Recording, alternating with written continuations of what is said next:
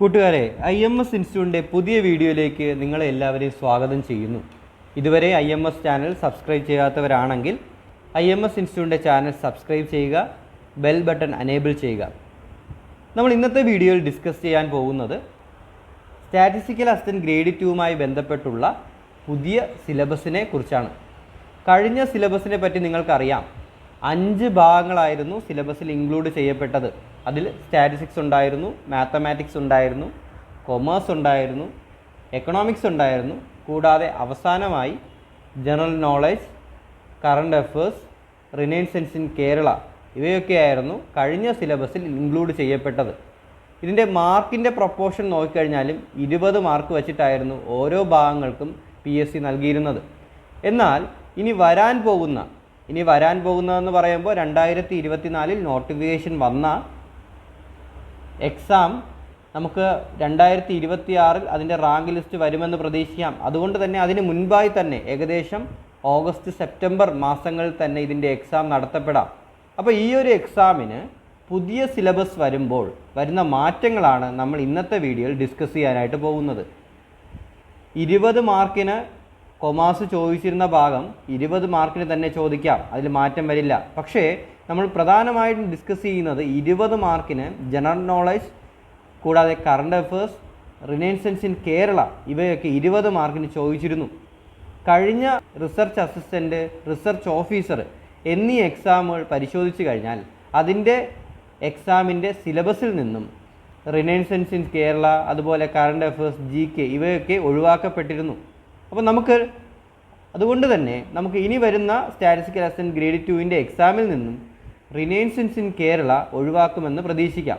അതിന് പകരമായി വരാവുന്ന പോർഷൻ എന്ന് പറയുന്നത് സ്റ്റാറ്റിസ്റ്റിക്സുമായി ബന്ധപ്പെട്ടുള്ള ടെസ്റ്റുകൾ നടത്തുന്നതിന് നമുക്ക് കുറേ ടൂൾസ് അവൈലബിൾ ആണ്. അതായത് നമുക്ക് സോഫ്റ്റ്വെയർസ് അവൈലബിൾ ആണ്. അതായത് R, SPSS, പൈത്തൺ, SAS ഇവയൊക്കെ. അപ്പോൾ ആ 20 മാർക്കിൽ 10 മാർക്ക് കമ്പ്യൂട്ടർ റിലേറ്റഡ് ഏരിയകൾക്ക് വേണ്ടി പോയി കഴിഞ്ഞാൽ ബാക്കിയുള്ള 10 മാർക്ക് സ്റ്റാറ്റിസ്റ്റിക്സിൽ ആഡ് ചെയ്യപ്പെടാം. അങ്ങനെ വരുമ്പോൾ മാർക്കിൻ്റെ പ്രൊപ്പോർഷൻ എന്ന് പറയുന്നത് സ്റ്റാറ്റിസ്റ്റിക്സിന് 30 മാർക്കിൽ ക്വസ്റ്റ്യൻ ചോദിക്കാം, കൊമേഴ്സിൽ 20 മാർക്കിന് ക്വസ്റ്റ്യൻ ചോദിക്കാം, എക്കണോമിക്സ് 20 മാർക്കിന് ക്വസ്റ്റ്യൻ ചോദിക്കാം, മാത്തമാറ്റിക്സും 20 മാർക്കിന് ക്വസ്റ്റ്യൻ ചോദിക്കാം. കൂടാതെ ബാക്കി വരുന്ന 10 മാർക്ക് ഞാൻ നേരത്തെ പറയുകയുണ്ടായി കമ്പ്യൂട്ടർ റിലേറ്റഡ്. അതായത് കമ്പ്യൂട്ടർ റിലേറ്റഡ് എന്ന് പറയുമ്പോൾ നിങ്ങൾ മനസ്സിലാക്കേണ്ടത് സ്റ്റാറ്റിസ്റ്റിക്സ് ടെസ്റ്റുകൾ നടത്തപ്പെടേണ്ടതായിട്ടുള്ള സോഫ്റ്റ്വെയർസ്, അതായത് SAS, SPSS, പൈത്തൺ അതുപോലുള്ള സോഫ്റ്റ്വെയർസ് പരിചയപ്പെടുത്തുന്ന ഒരു ഭാഗമായിരിക്കും ആ 10 മാർക്കിന് ചോദിക്കുന്നത്.